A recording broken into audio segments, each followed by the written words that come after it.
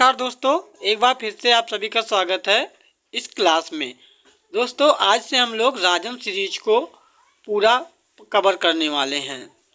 दोस्तों ये है हिंदी का राजन सीरीज जो डीएलएड सेकेंड सेमेस्टर का है। तो हम लोग सबसे पहले वस्तुनिष्ठ प्रश्न पत्र को हल करेंगे, जैसे कि बहुविकल्पीय कह सकते हैं हम लोग इसको। पहला क्वेश्चन है, किस वाक्य में वचन का सही प्रयोग हुआ है। देखिए, मेरे होश उड़ गई, हमारा होश उड़ गए, मैं होश उड़ गई, मेरे होश उड़ गए। तो इसका आंसर है द मेरे होश उड़ गए। राम ने बाण से रावण को मारा। इस वाक्य में बाण से में कौन सा कारक है। तो आ करण, ब कर्म, स संप्रदान और द अपादान। तो इसका राइट आंसर है करण। कौन सा युग्म असंगत है। देख लीजिए, मैंने उसे पढ़ाया है करता, पेड़ से फल गिरा कर्ण, प्रतिज्ञा प्रेमचंद का उपन्यास है संबंध, आजकल वह घर पर ही है अधिकरण। तो इसका राइट आंसर है बी, पेड़ से फल गिरा कर्ण। जिसकी लाठी उसकी भैंस में रेखांकित शब्द है पुरुषवाचक सर्वनाम, निजवाचक, संबंधवाचक, निश्चयवाचक। इसका राइट आंसर है स संबंधवाचक। उसकी मतलब उसका संबंध है भैंस से, जिसकी लाठी उसकी भैंस मतलब संबंध है। निश्चयवाचक सर्वनाम है कोई, क्या, कहाँ, या। तो यह जो है निश्चयवाचक सर्वनाम है। किस वाक्य में विशेषण संबंधी अशुद्धियां नहीं हैं। ठीक, वह ज्वर की सर्वोत्कृष्ट चिकित्सक होती है, कहीं से खूब ठंडा बर्फ लाओ, उसमें एक गोपनीय रहस्य है, आप जैसा सज्जन कौन होगा। तो इसका राइट आंसर है वहाँ ज्वर की सर्वोत्कृष्ट चिकित्सा होती है। अगला क्वेश्चन है, वाह वाह फिर साइकिल चलाइए। इस वाक्य में वाह वाह शब्द क्या है। विस्मयादि बोधक अव्यय, समुच्चय बोधक अव्यय, संबंधवाचक अव्यय, इनमें से कोई नहीं। तो इसका राइट आंसर है विस्मयादि बोधक अव्यय। अगला क्वेश्चन है, परिश्रमी शब्द में कौन से विशेषण का बोध होता है। ये ऑप्शन है गुणवाचक विशेषण, संख्यावाचक विशेषण, परिमाणवाचक विशेषण, सर्वनामिक विशेषण। तो इसका सही आंसर है गुणवाचक विशेषण। परिश्रमी का जो विशेषण होता है वो गुणवाचक होता है। अगला क्वेश्चन हम लोग देख लेते हैं, वह गलत होने से डरती है। इसके बीच में क्या आ सकता है। इस वाक्य में उचित क्रिया विशेषण शब्द का कौन सा आ सकता है। देखिए, बहुत, तेज, अचानक, धीरे धीरे। तो इसका राइट आंसर है बहुत। बढ़वाई भी ना होती। अगला क्वेश्चन है, यह मेरा डॉट डॉट है कि आज वर्षा अवश्य होगी। आ कथन, ब आकलन, सा अनुभव और दा है अनुमान।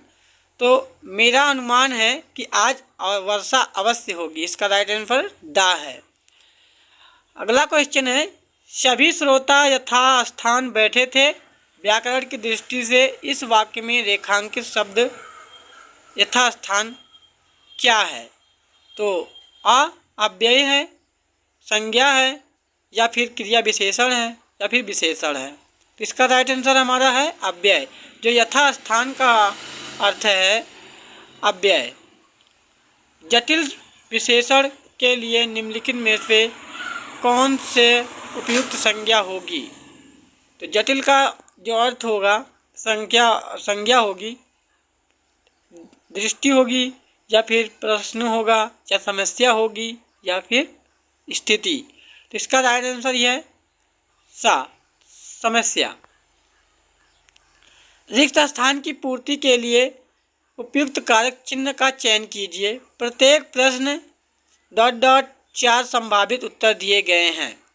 तो इसके लिए के लिए प्रयोग होगा या में होगा, के होगा या से होगा। तो इसका राइट आंसर है के, मतलब प्रत्येक प्रश्न के लिए प्रश्न के 4 संभावित उत्तर दिए गए हैं। अगला क्वेश्चन है, हीरा जयपुर से दिल्ली जा रहा है, इस वाक्य में कारक है संबंध कारक, अपादान, करण और संप्रदान। तो राइट आंसर हमारा सी है, करण। मानव शब्द के लिए उपयुक्त भाववाचक संज्ञा।